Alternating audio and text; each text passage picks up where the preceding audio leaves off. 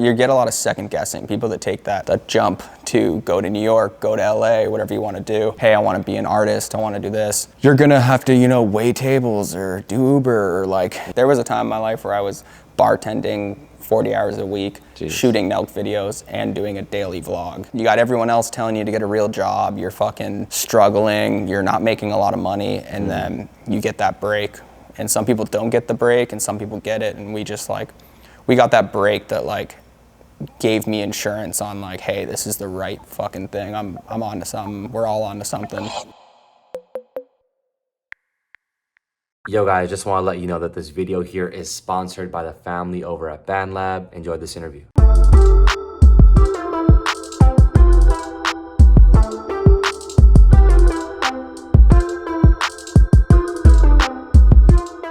What's going on, guys? You're watching KTO right now. Chilling here in the Sunday warehouse. I'm with my guy Jesse. How's it going? What's up, buddy? How are you, man? Good, man. Feeling good. How are you? I'm chilling. Just a day after Thanksgiving. You know, it's like I like that it's such a big warehouse, but there's like no one here other than us. Yeah. That must feel kind of good to you, no? Oh yeah. Like we were talking about, this is like my favorite time at the warehouse. Just no one pulling you away, doing shit. You just like can either creatively work on one thing or you like go get all that shit done that you can't do most days. So. You feel like this? Oh. Chewy. Sorry about that. For the record, I told Jesse that I'm super scared of dogs, but like his dog is in that breed of just like chill dogs, you know? It's very chill. Yeah. And it only bites once a year. Chewy. Okay. Hopefully that's not right now. Sorry about that. No, all good. So it's funny because I think people watching are probably wondering like, yo, like, no, like who is this rapper? Like I don't remember seeing him at Rolling Loud, you know? But like, I do think it's cool because a lot of our audience actually probably does know who you are at this point, because a lot of, I think like the content creation side of things and hip hop actually is like a lot of overlap. Yeah. You know, I've been a fan of you for a while. Like, how did you find out about KTO? I think it was the Cole Bennett interview you just recently did. I just recently became a fan and I saw that and I think you're great. The questions you asked are great. I think like you guys have your own style of branding and stuff that's very like, even your thumbnail game, everything is like unique. The name is, which I told you, I was like, KTStakeover is fucking bomb. Like that's super good. And I don't know, the whole thing I was just impressed by. So Thank you. I love that you mentioned the thumbnails. Like I love that when there's people that pay that much attention to detail in those things, you know? It's like the average fan doesn't see that, but I think you obviously you know, that's your whole thing is branding, product development, like, so you understand. Well, a lot of people just like, oh, like, what is impulsive or this, or like, what's working for other people, and they just copy it or do their own taste on it, but like, I like when I see people are like, no, we're gonna find our own way to do thumbnails or like have our own look on it, which is cool. True, I've actually seen like the Full Send podcast thumbnail, that's been used everywhere, dude. 2 guests, big blocky title, with a little stroke on the outside of it. Yeah, exactly. But yeah, no, I think it's really cool because we'll make posts about these like niche artists, like in hip hop, and then you'll follow them, and then they'll hit me up and they'll be like, dude, no way, like because of you, Jesse just followed me on Instagram. Yeah. Which I think is so cool. But I just want to start off the interview by saying like, I really, really appreciate what you're doing, bro. It's commendable because it's not like you're doing what you're doing now to, oh, let me just get like a bunch of views. You're doing this out of you actually liking it. And it's like a passion, you know? So I just want to commend you on that because it sounds so simple, but it's a really like complicated thing, you know? Yeah. To be able to do what you actually love. I see it as like a bit of a privilege too. Like not everyone who's still hustling and trying to make it to get food on their table and shit is like, you got to do what you got to do to like, you know, make a pop. But yeah, it's cool. I'm at a point in my life where I can have that privilege to just worry about what makes me happy and what do I think is cool to create, and then it's something I want to do for 10, 20 years instead of just like what's gonna work right now kind of shit, you know? Right. 10, 20 years, that's great. Yeah, I would love to see like how long this like really you take this, but we are a music outlet, right? So I have to start off by asking about music. We're gonna get into Sunday, like all that stuff and like a bit of your backstory, but music wise, I'm just curious like, because I know you guys would put music in your videos, and you still do and stuff. But what music do you actually listen to on the hip hop side of things? Hip hop, I'm definitely going more old school. I've always been that way. I think it's because of like being a skater my whole life, just skate culture, like the songs that they used in all those parts and shit growing up was always like old hip hop. So, I mean, been a diehard Eminem fan. I'm that guy, but I don't care. I'll rep it. I fucking grew up with like the Eminem show and all that on repeat. It was like one of 3 CDs I had for like 5 years of my life, besides like Limp Bizkit or something. So, yeah. Did you ever get a chance to meet Eminem?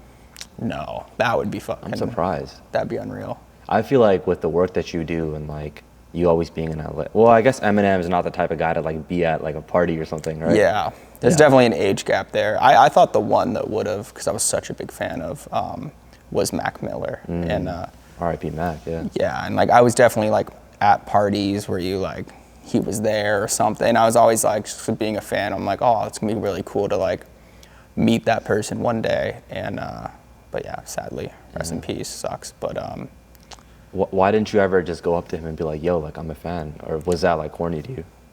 I think it was just like the time never felt right. Yeah. I'm definitely the kind of person that if I like respect someone, I will just go say hi. But yeah, I just never lined up. At the time of me growing, doing what I was doing, I was like, oh, I just feel like we're gonna cross paths one day. Yeah. But I guess that kind of does make you feel a little bit like, oh, like next time, like let me just go and say hi, like because you never know, and like this could be your last time seeing somebody, so you know 100%. what I mean? So yeah, but I mean you're still young. From your previous content, I could see like you do like old school hip hop. I could tell. Yeah. So like, name me some artists like right now that make that sound that you actually like, aside from Eminem.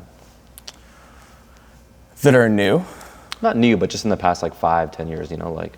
I almost have to like go through my Spotify for this one. I have a playlist on here called Fight Night. Okay. That I use for sparring. Okay. Which, by the way, we got the bag in the back. If you want to show that, yeah.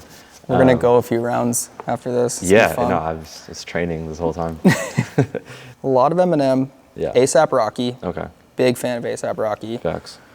Even from like a branding standpoint, I feel like that's someone you could appreciate, no? 100%. Yeah. He's done it all. He's just like, I don't think there's anyone else that's like selling cool better than A$AP Rocky. Yes. Like it's funny being in the like product game where you're like, hey, who am I going to use for this lookbook, or who do I want to endorse my product? Like, I don't know if there's anyone cooler than A$AP wearing your shit, because it's just, he looks good in it. He just knows how to dress it. He's respectable. He's super talented.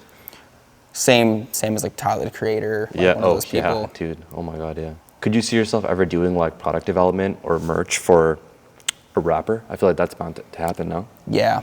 I think definitely be a little more selective with it, because we had a whole business model with what we're doing here at Sunday, where it is also just an agency and working for, whether it's an artist or a brand and doing work for them. We're still trying to figure that out. I think it's definitely not doing it by the masses. Like, you don't want to do 10 different, artists or companies, and then I'd rather do like 1 or 2 and do A to Z, do everything for them.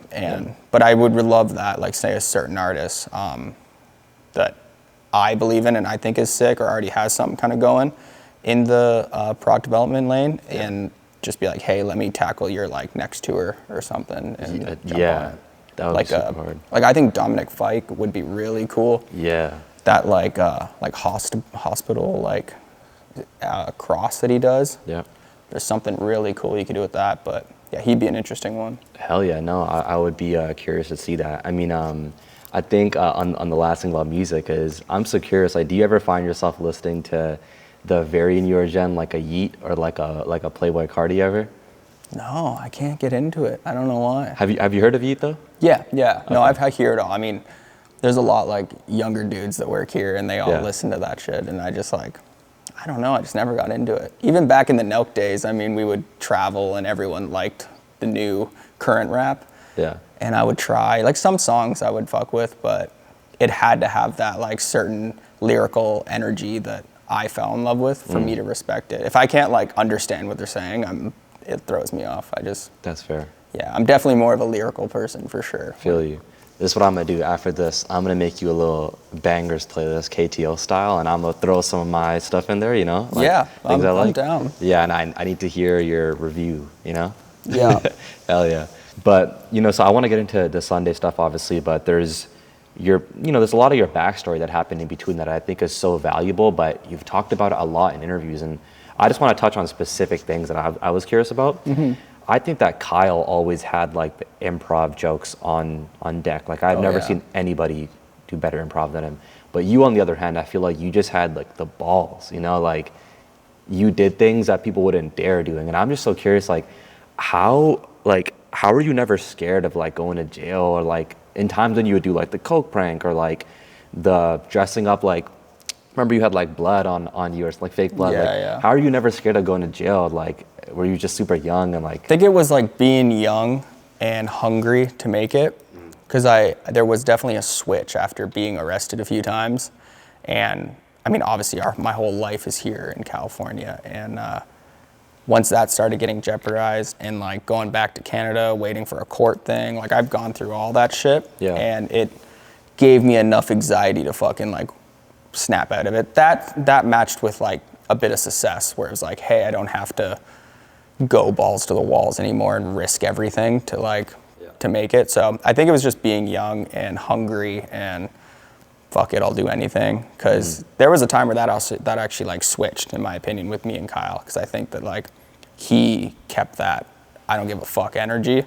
And then I, after going through that, was like very, more into, hey, I want to make like really good comedy. Like I had to really like the bit to do it. Like there was all that.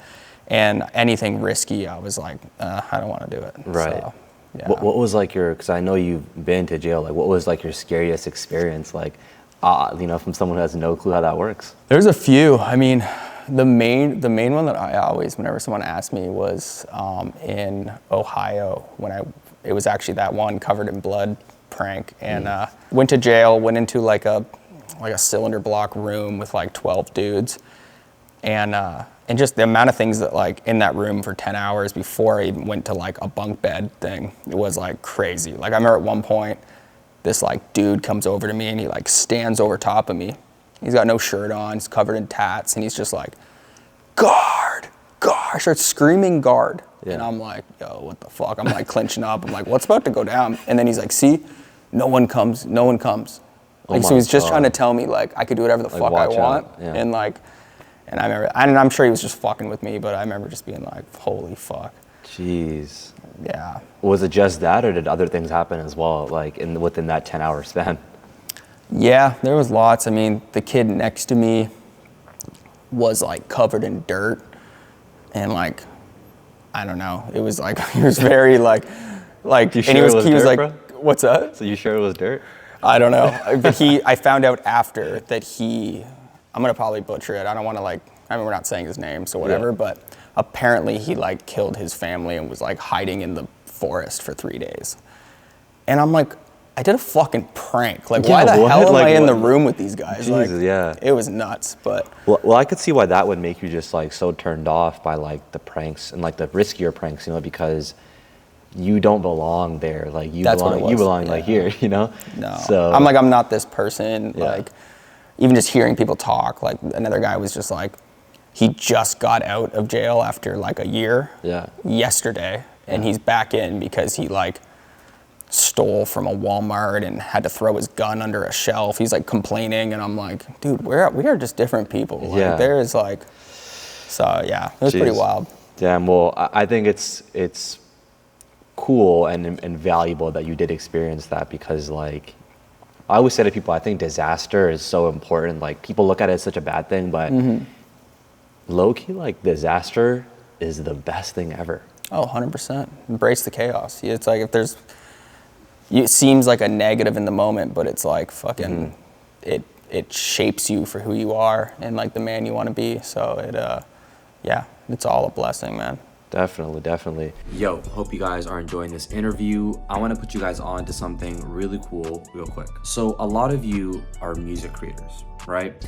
Whether you're artists or you make beats. If so, you should definitely tap in with BandLab if you have not already. They are the world's largest social music creation platform. I feel like a lot of our audience uses it because it's literally so easy for a young person to just go sit in their room and record a professional sounding song in a matter of like hours and releasing it on their distribution platform. And a lot of artists that we interview on the channel actually use BandLab to make music. And I know a lot of you guys use Airbit as well, which is a really popular beat marketplace. Well, I saw that BandLab actually partnered with them recently. So now creators can actually go and log into Airbit while using their BandLab account. So it's essentially like 10 times easier for BandLab users to buy beats. But yeah, the people at BandLab have been like family to me ever since we did our historic beat battles, which I know you guys always bug me about to do more of. So yeah, I just had to put you on, and we actually made a custom BandLab KTO URL. I'm gonna put it right here, but you can also click the description,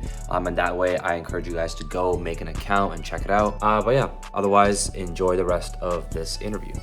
You know, I just told you earlier, like I got my O1 visa as a Canadian. Yeah. What were some of the most vital steps to growing your brand once you got here to America? Like you must have had a plan, right? Where you were like, okay, because at the end of the day, when you're here, you have to spend the money, and you're spending it in like US dollars too. So you have to make like every day count. That's kind of how I feel when I'm here. Yeah. So you're doing the conversion rate on everything you're buying? I'll get a coffee, bro, and I'm like, fuck, dude. That's $11 Canadian. Yeah, straight up.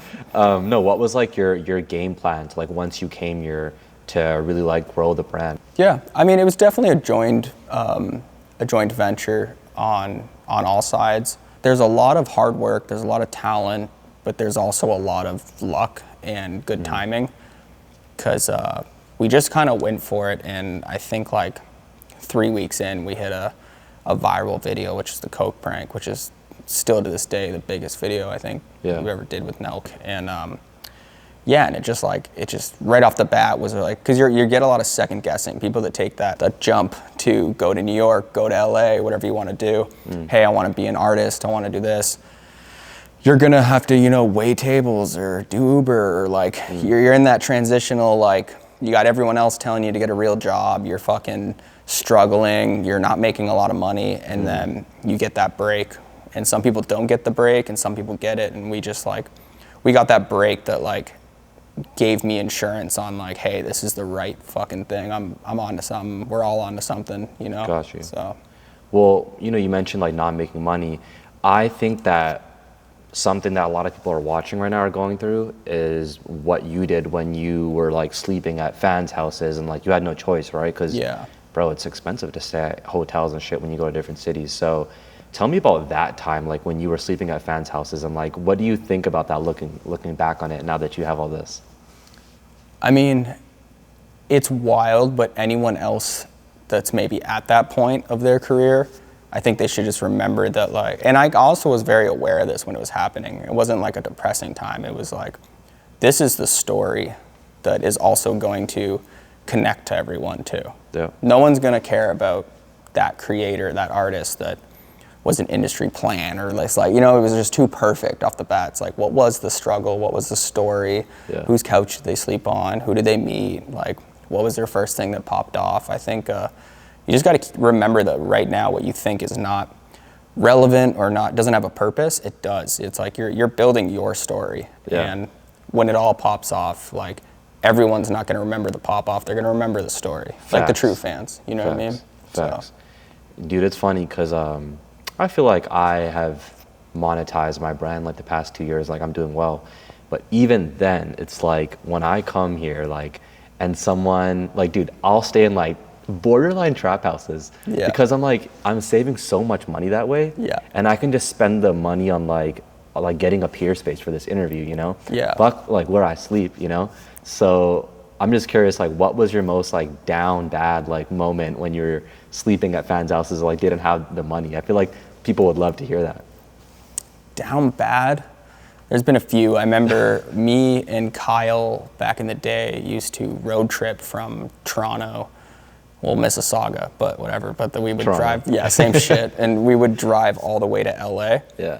And I remember like somewhere in the desert in like fucking New Mexico or something, I had this little Scion XB, this little box car that was my dream car at the time. And we blew the engine, and we're staying at like a fan's house while this like engine was being rebuilt, that we didn't have really money to like get a new engine. Yeah.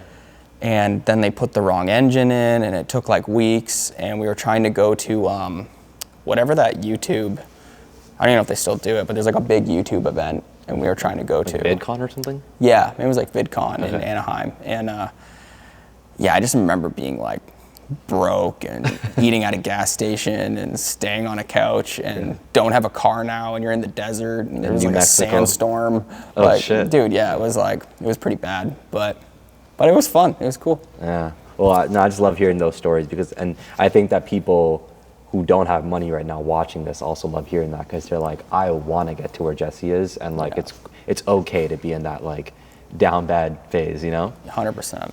You got to just like grind through it. Like there was a time in my life where I was bartending 40 hours a week, shooting Nelk videos and doing a daily vlog. And I remember like I still kick myself in the ass if I'm like feeling like, damn, this is a lot of work or I'm stressed. It's like, dude, there was a time where you were doing all that for $1,000 a month trying to like make it. And so yeah, just you just got to put in the fucking work. In my opinion. Sorry if I'm swearing a lot. No, you can swear.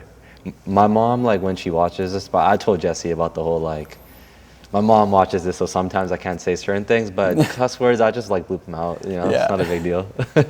Sorry, Mom. No, it's all good, Well, okay, I mean, on to Sunday, you know, I really like what you're building. What's some positive things you learned about the Nelk experience, like business-wise, that you've applied to this, you think? Because like, you know, like you saw, you absolutely know how to grow a fan base. Like that's one thing, right? Yeah, like what did you notice on the business side that you now apply to this?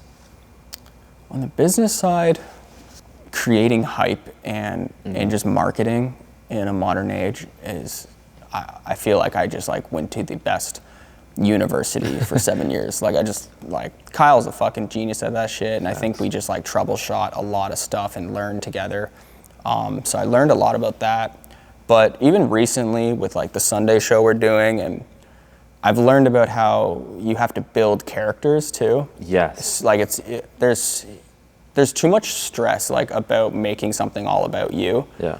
And I think that also, that's the reason why there was so much success with Nelk back in the day, is like, it wasn't about just Kyle, it wasn't about just me, it was about like the characters that we built. So then when you did do like a road trip or something, it was like, there you have each kind of genre of person that adds value in some way. Yeah. And it's kind of like Jersey Shore, like that's why that was such a big hit. Like apparently they figured out the like science of each kind of Italian character that would mix really well and make amazing content. And so that's just something I've recently been learning on, how to like build the characters and who's the right character, while also them being the right employee, since I'm kind of building like a business comedy show. So you kind of have to find that fine line. But yeah, that's definitely been a big takeaway. And it's cool too, because anyone else that's younger or trying to do something, they're building this up, like if you're 16, you don't have to pay anyone, you know what I mean? You can just go like,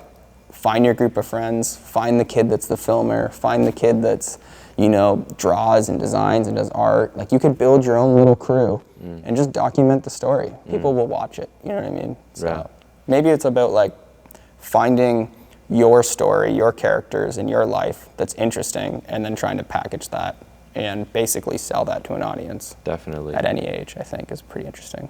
Character building is I think that's really, really important. And you did it super well with, in the beginning when it was like fans, like you've turned fans into characters, like reoccurring characters. Yeah. But then even now with Sundays, like when you post videos of you guys in this warehouse, like it's not just cameras following you, you know, like you'll talk to your designer and like have him talk and whatnot, so that people get used to him.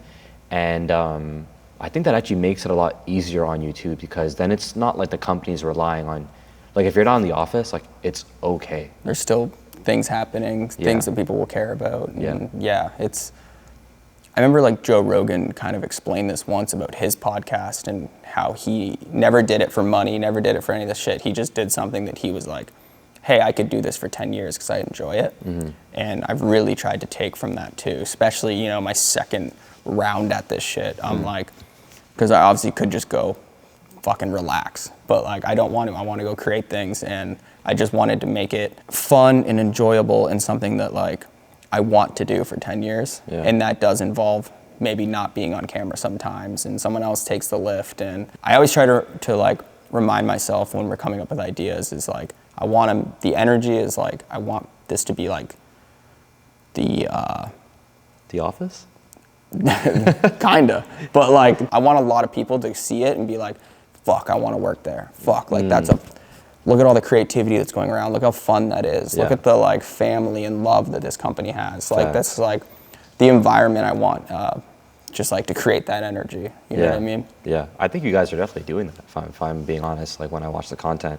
You know, I'm actually trying to launch a podcast, and my whole thing was like, what's your honest advice on this? So like, I want to get your thoughts. Yeah. I have been the face of the company for like the longest time, you know, like I run it and then I'm also the host.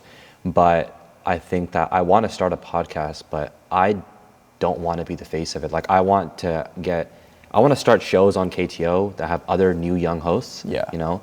But I think that the issue is that initially people are going to be like, wait, like who are these random people? And I want Arshan in it, right? Yeah. Do you think that I should like in the beginning be in it and then like sort of hand it off?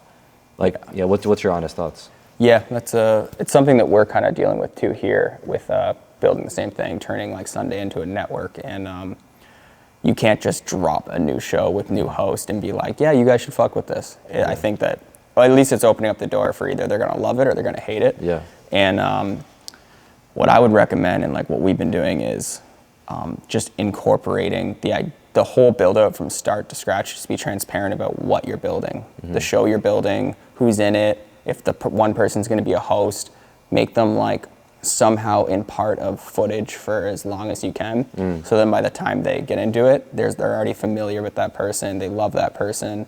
And so like slowly, like subtly, like drop them in before just like put them on camera and be like. Yeah, like maybe he's a producer on this show. Yeah. And you're like hearing him in the background, or he sits in sometimes, or he joins in for a conversation. He has a certain list of like hot questions at the end of the interview that he hits someone with. So like they look forward to that part, and then that becomes his show. Like Yeah. You know what I I mean? get what you're saying. Tell me about the name Sunday and like the meaning behind the brand, because I think that's the most important part. The name, it's definitely the feeling of a Sunday. If I had to make it very quick, but like, what is the feeling of a Sunday though? it's just, I feel like it we is might have hard to diff- yeah. explain. It's like relaxed. It's definitely a slower, chiller pace. The same way that Friday has a feeling and Saturday has a feeling.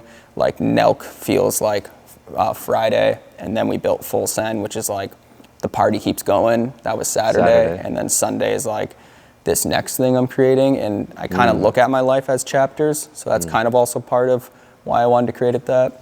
I feel you. I mean, when I think of Sunday, to me, it's like Sunday and Monday are kind of similar, but Sunday to me is like the restart in a sense, where it's like you start to plan your week and you're like, all right, this is what's gonna happen. Yeah. You know, this is where like things are gonna change for me. Yeah, that's So, a good point. Like planning for the future is like, Yeah.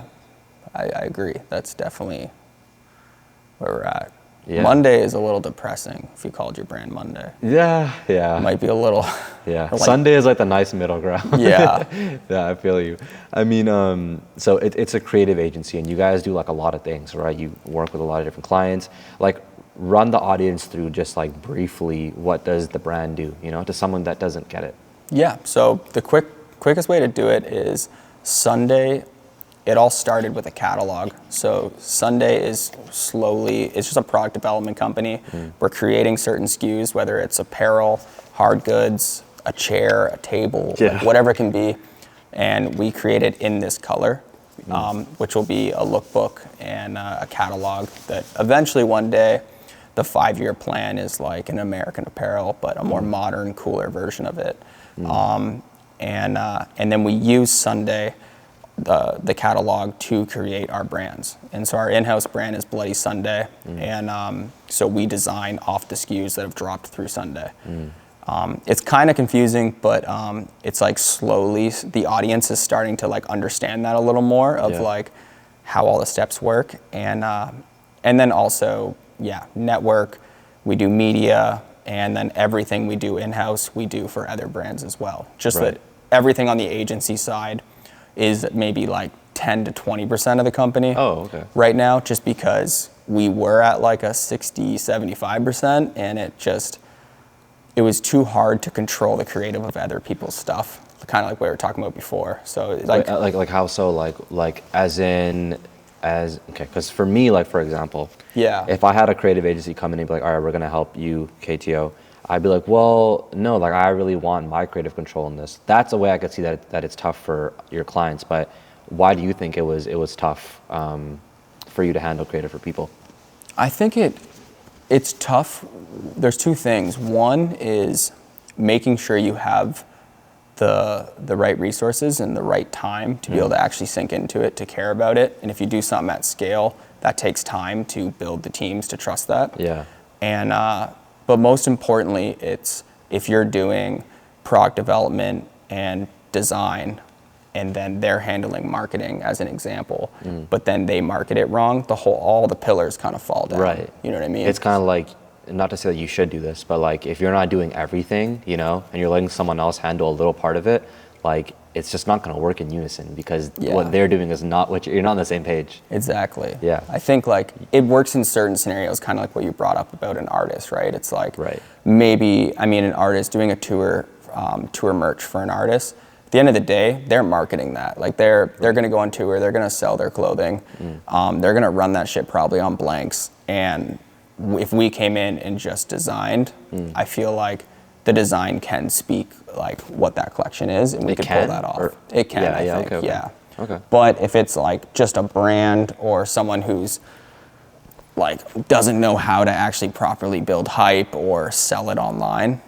it's gonna fall back on the agency. And I don't want any kind of like, I want to just make sure we're all 100% happy with a full project every time we do it. Right. That's commendable that you think that, you know, if you know that it might not work out the best way, like you would rather just not work with that person rather than just be like, oh, like, yeah, we'll take your money and I'll do the branding for you guys and whatever happens, you know? Yeah. Well, it's short-lived, right? You go make your $25K a month but if that only lasts 3 months, because you can't create the engine, it actually hurts your business, because then you go do that for 3 brands, you have to scale the team to keep up with that, and then they don't last because it's not performing, and now you have this big team you can't afford. So it's I think the best way is to take one at a time, do it full circle, full package, and then you can build the team right for it. I think that's interesting, because I feel like again, I know you're not doing this for the money, but like you have a staff. Like I understand how that is. You have to pay your staff, right? And yourself and the warehouse and all that, you know? Yeah. And the domain and the subscriptions and all that. But that you can like charge a lot of money, I feel like, if you're doing it one by one, right? I feel like you can get like big paying clients. And I guess what I want to ask you is, whenever I go to creative events, right? The number one thing people say from what they do is like, oh yeah, I run a creative agency. But in my mind, I'm like, do you really though? Because like you're all saying that, right? Like, do you guys really get clients?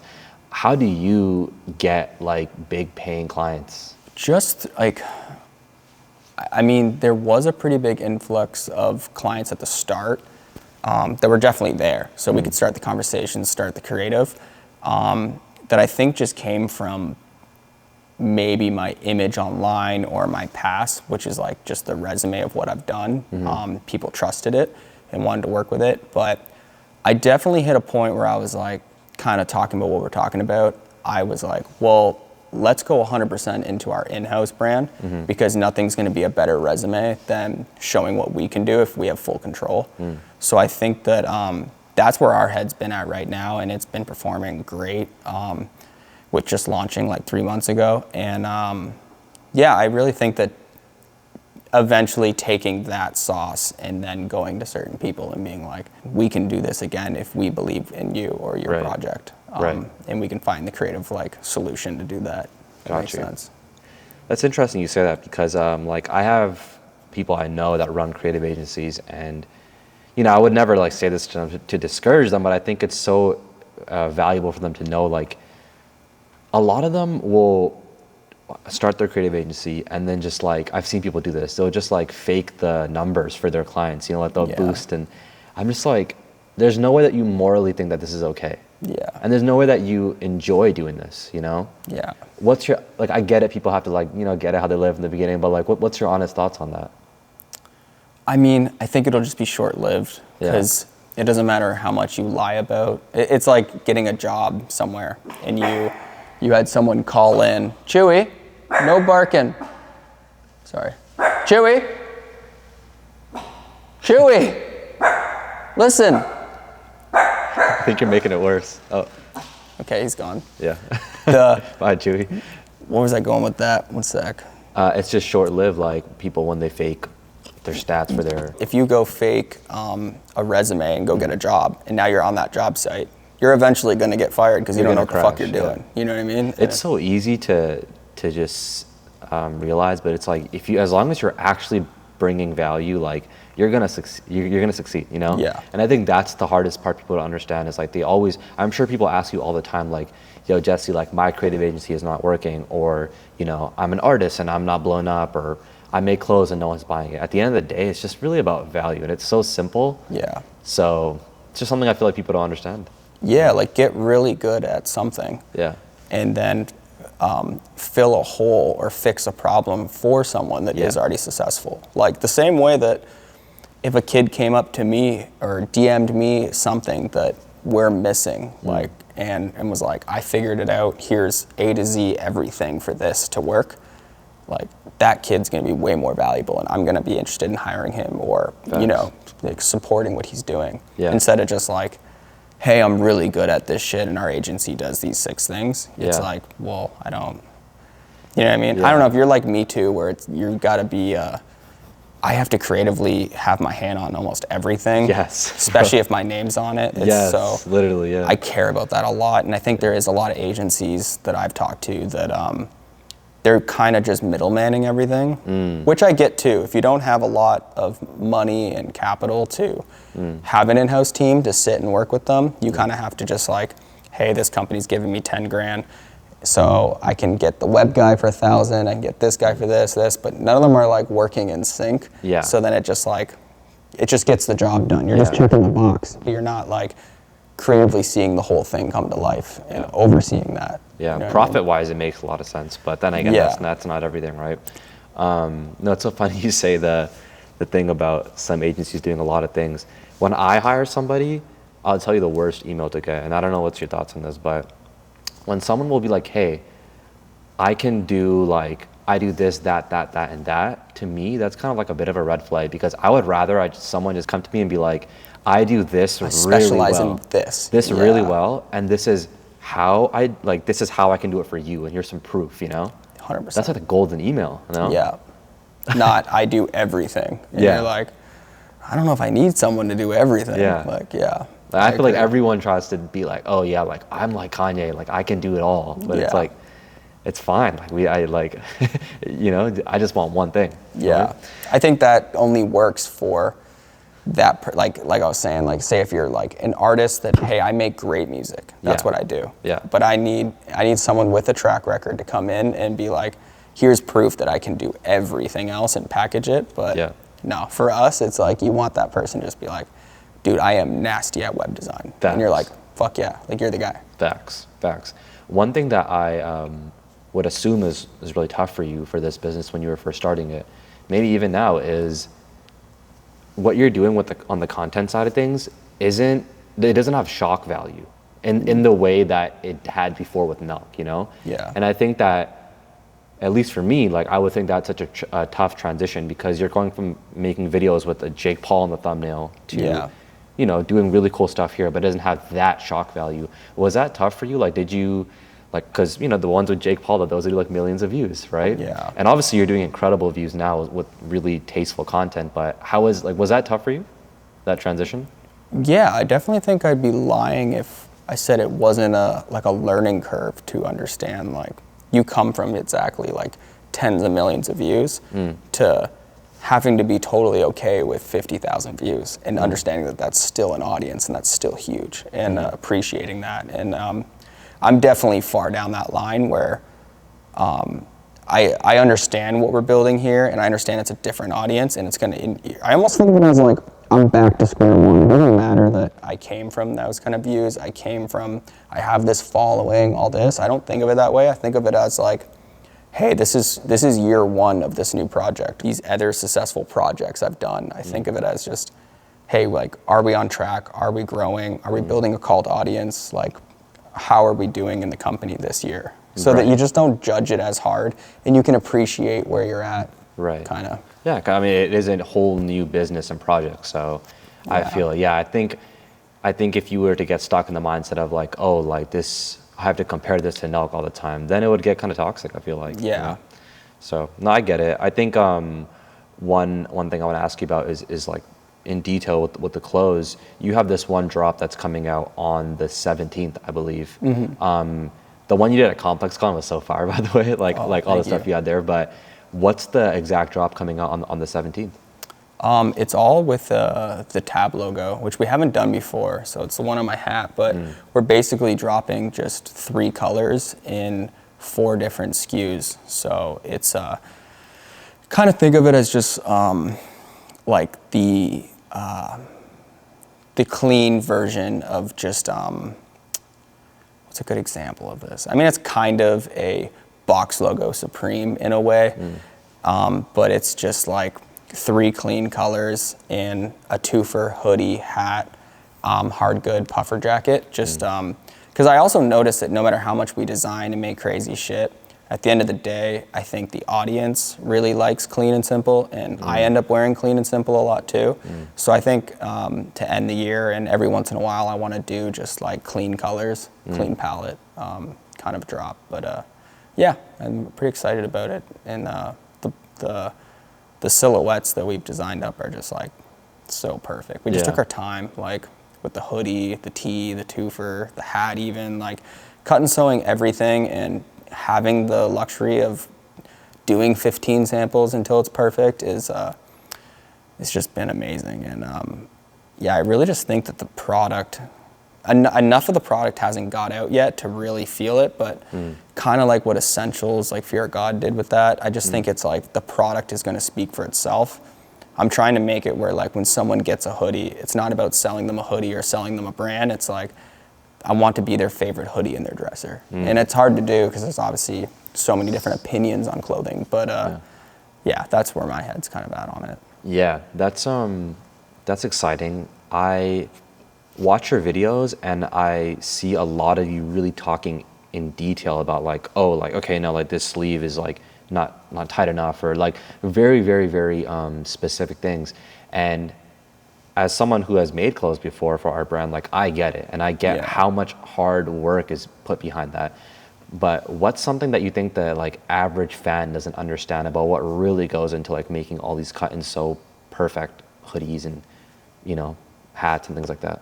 It's tough. I mean, it's like weird until you really get to start creating from fabric to weight to silhouettes to being able to have the luxury again of like being able to change anything you want. You really don't know. Like it's weird. Like I'll have brands or I'll go to a concert and want to buy a shirt or something, but like now that I've been in this world for so long, it's hard to see any like blank as like, why the fuck would I wear that? Right. You know what I mean? Right, it's like, it's hard. It's like, it's just, oh, that's an All Styles. Oh, that's a Gildan. That's a Hanes. You're just like, and you put it on and you feel it's shit and you wash it once and it's garbage and you're just... Explain that though to the average person. What makes like a cut and sew versus Gildan so different?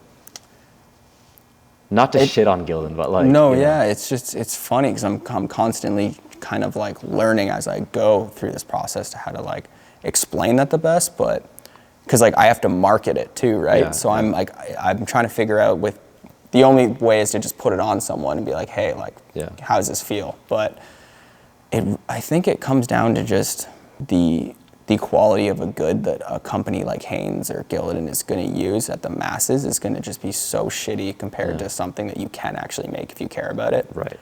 And you normally find out from a wash, I think.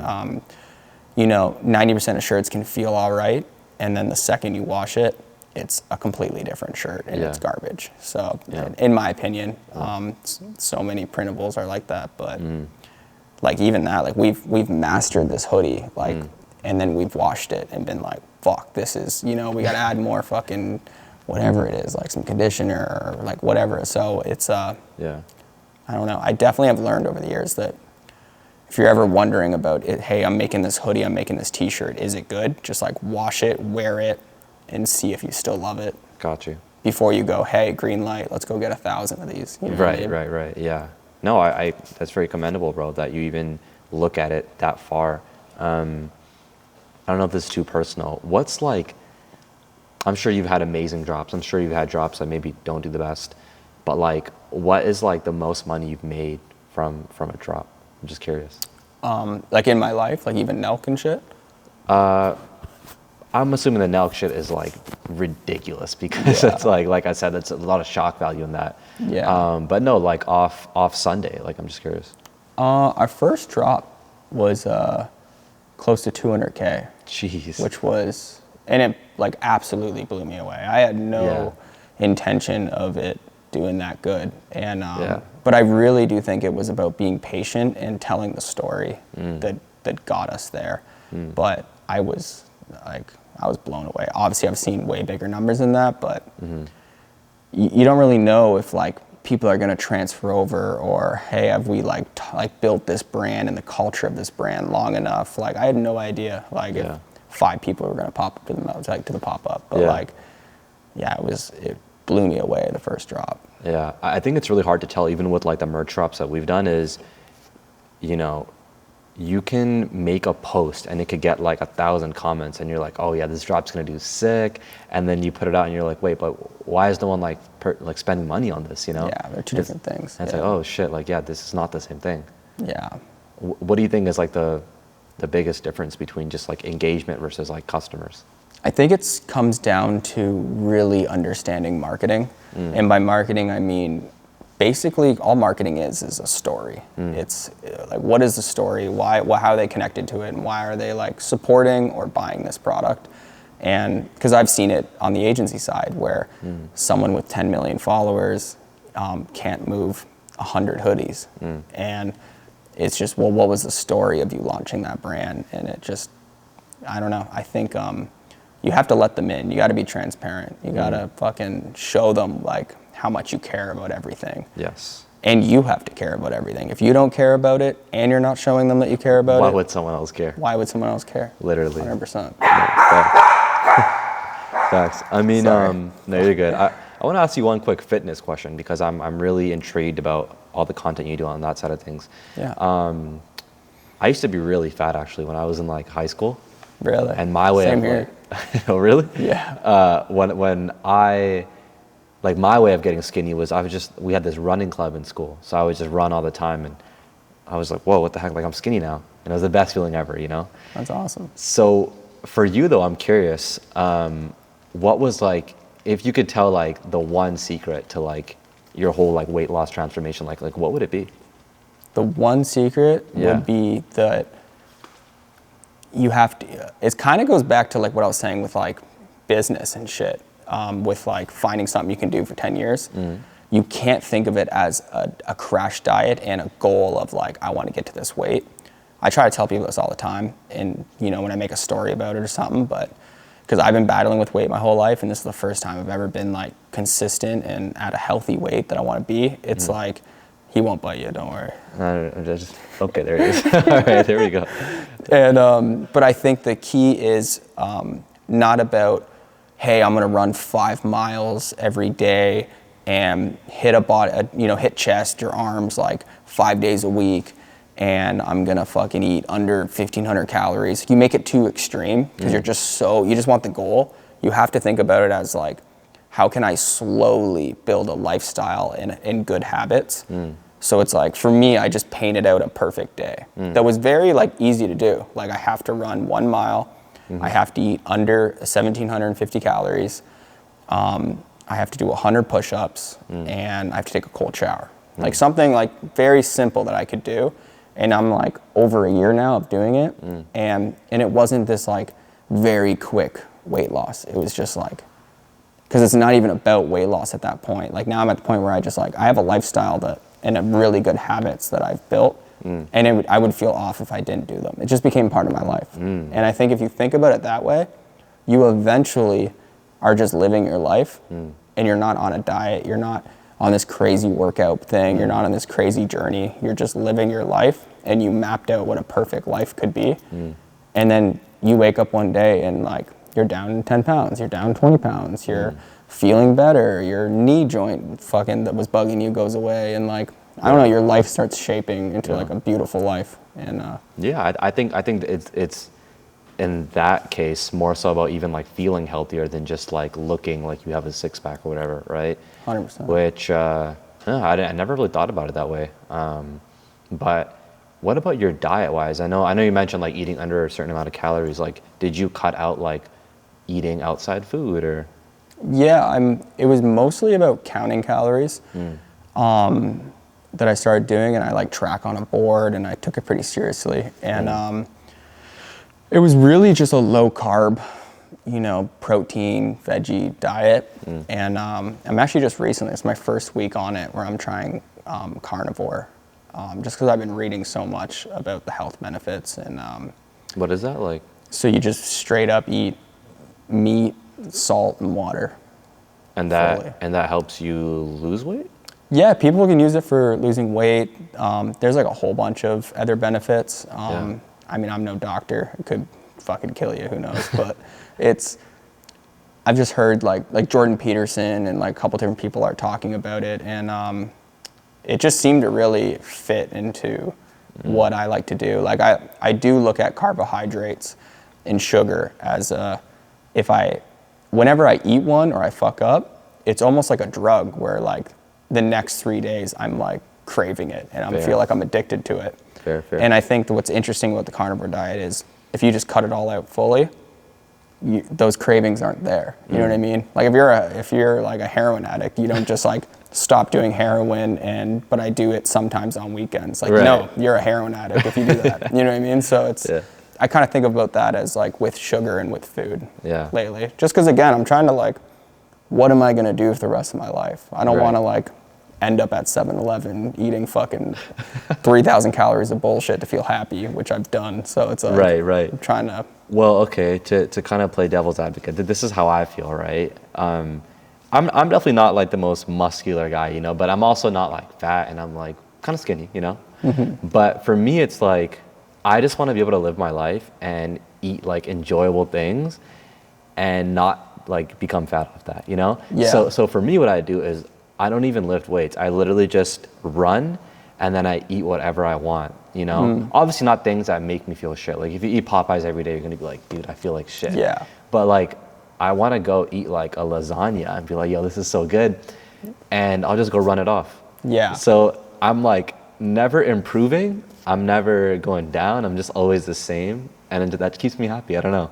Dude, I think that's it then. Like if it works for, like that's the thing, everyone's so different, right? Yeah. Because like there's some people that they're trying to get more calories in and trying to put on more mass. And then there's someone like me who's like, I could gain 10 pounds by fucking up one weekend. You know what I mean? I just put on weight so quick. So I think it's just figuring out what works for you and you can do for a long time. But I'm really trying to like erase that personally for me. Like how you said, like enjoy lasagna and all that. Like I'm trying to really just think about food as just fuel. Like it's just, I'm trying to like stop putting it on this pedestal as like I enjoy skateboarding and boxing and building companies and design and art and like I love so many things that I'm like willing to like give up my love for food to like just let it be fuel so that I can run very smoothly and keep doing the things I love doing. Yeah, it's more about how I feel. Yeah, that's like all a mental thing, like completely. Yeah, I didn't even think about it that way.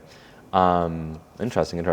Only because it affects me too. Like if I go eat a lasagna, I don't like the way it like throws off my mood, or you could slip into like a depression or anxiety. Like it really does fuck with me in so many other ways than just weight. Felt. I get that. I feel that way when I eat like fried chicken.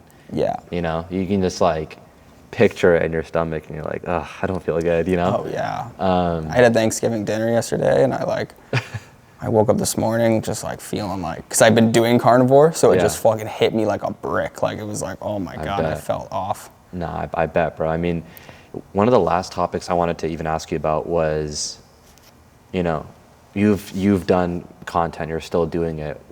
And I bet you see it on Twitter all the time, like what's going on, right? What's your thoughts on like this whole IRL streaming wave going on right now, with people like N3on and like Fousey and, you know, like 24 hours all day? If I'd be brutally honest, because I'm never trying to be like a hater. Yeah. If I just don't like understand something, I don't want to be a hater, but I personally think it's really whack. I don't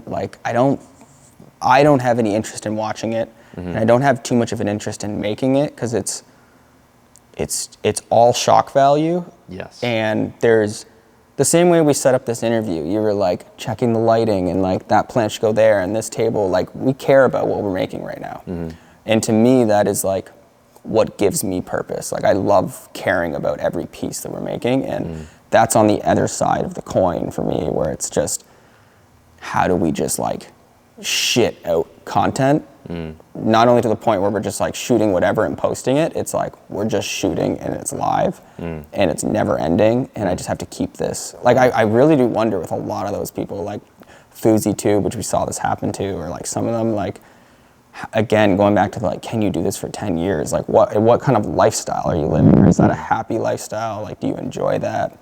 And then eventually it will like seep through to the audience that like, people know when you're not enjoying something, you know what I mean? Facts. And I'm not saying that they're not enjoying it, like they might be loving it, but I don't know, I don't know if how long lasting it'll last, but there's definitely an audience for it. I mean, I was definitely interested in some kind of like live prank show for that reasoning. The idea, because like when you're doing a prank, you know that like, unless you saw it in the thumbnail, nothing crazy is gonna happen. But if you're watching it live, you don't know if someone's gonna like swing, someone's gonna flip out, this is gonna happen. Like, I think there's certain aspects or shows that could work really good for a live show. For live shows, for sure. Yeah, just the whole unexpected thing is Unexpected. I agreed.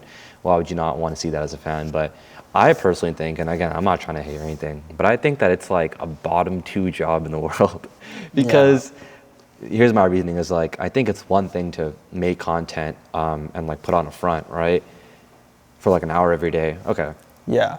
But if you put on a front for like 18 hours of the day, it's not really a front anymore. Like that's your personality. It's you, yeah. Yeah, you know what I mean? I do always wonder how happy are these people, and are they realizing like they're becoming like who they are on camera, you know? 100%, yeah. Because I've seen people separate it for sure. Like I've met creators in their videos and I'm like, whoa, like you are not like that in person. Like why is that? And they're like, oh, it's just a front, like, you know, it's for the camera. But then it's like, no, like they become that person. Yeah. You know? And you see that a lot with creators and YouTubers. Like over the years that I've met, it's like I don't know what a good example would be. Like maybe like a Danny Duncan, very cool dude, super nice guy. But like, yeah, you meet him in person, just like he's chill, you know what I mean? But his content he makes is his content. And it's just like, I don't know, a majority of people I've met are actually like this like lovable, good, chill person that you could actually see like, oh, this person could be a friend. And then they make this like extreme content. But like, I think that's what performing is, you know what I mean? So I agree. I've never met like you said IRL? IRL streaming. Yeah, IRL. Like I've never really met any of them in person, but I would imagine that they're probably filming and it's gonna be the same fucking energy. Yeah. So. Well, what's like your honest, real advice, knowing that I don't think you did that, but I do think that what you were doing at Nelk is somewhat similar in the sense where you're always filming yourself doing things for an audience. That's kind of what I've seen, like at least with the drinking and like, I'm sure there's sometimes you didn't want to drink, you know, where you just, Kyle or 9-0 gets a camera on you and you know, you have to drink a Rona. Like, what's your honest advice to like people like N3on, Fousey, and like kids who see that and they're like, oh, I want to do this, you know? Yeah, I mean, I can definitely relate that in those times, it hit a point for me where that was all part of my shift in life, where I was like, I'm not happy and I don't want to keep doing something that makes me unhappy when there's something I can do that would make me extremely happy. Because it's not like I don't want to do something. And I don't know, I think that they just need to like, I don't know. I think you can do anything if you're unhappy to get somewhere. I do think that like when you're starting from the bottom, how many jobs have we worked where like you don't want to be roofing a house, but Yeah. this is going to get me my first camera, and this is going to, you know what I mean? You got to do what you got to do. But some of those dudes, if they're unhappy in how successful they are, they should just like take a look and write down like, what do they actually want to do now? You built an audience, you got some capital, you got your name out there. It's like, what do you want to accomplish? And start shifting toward that if you're feeling unhappy. But if you're happy, fucking Do it. Yeah. keep running Live it up. around, Yeah. fucking yelling shit. Facts. I've never actually watched a stream. I've never clicked a stream, but I've seen clips everywhere. The day I did it, I was like lost in it for an hour, and I was like, what am I doing with my life? You know? Really? Yeah, I mean, I wasn't as bad where it's like I was in the chat and saying things, because then I would probably like feel like a loser. But like, no, I was just doing it one day, and I was like, dude, like you have a video to go edit. What are you doing? Yeah. How long did you do? How long was I watching it for? Yeah. A good hour, dude. Really? A good hour of my day watching the stream, and it was like N3on at this like LA party, just going up to girls and like saying outlandish things, and I'm like, what are you doing, bro? You know, like get it together, bro. But yeah, man, no, that's mainly what I want to ask you. There's so many things I wanted to touch on, because like I didn't tell you this in the beginning, but no, I've watched you since like I was in high school, or like sometimes I'd be in a college like class, and the professor is giving the worst like lecture, and I'm like, fuck this, I'm gonna go turn on like Nelk and see what's going on, you know. So it's really cool that like through KTO it brought me here, and like now we got to have this combo. So yeah, man, it's a great combo. Yeah, thank you so much for all the inspiration and just really commendable stuff you're doing here, man.